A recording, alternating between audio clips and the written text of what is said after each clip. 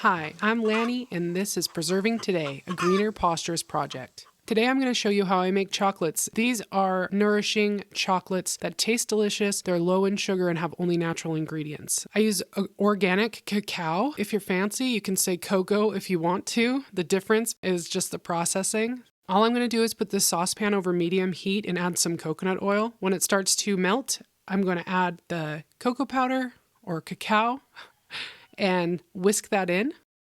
Once it's all incorporated, I'm going to dump in some of this maple syrup. It's going to make a bunch of steam because you're adding this maple syrup that has a lot of water in it into hot oil, so be careful.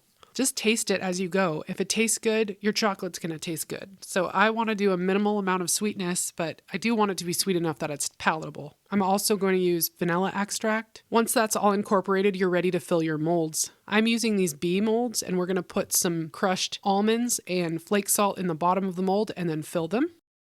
And then I'm going to use my super cubes, the 1 cup size, for a chocolate bar mold. So I put some salt, chopped almonds, and pistachios in these. Once you've filled your molds, you can move everything to the fridge. Once everything's completely solidified, it's ready to pop out of the molds. Just pop them out carefully and they're ready to eat. If you're not going to use them right away, store them in the refrigerator. That's it.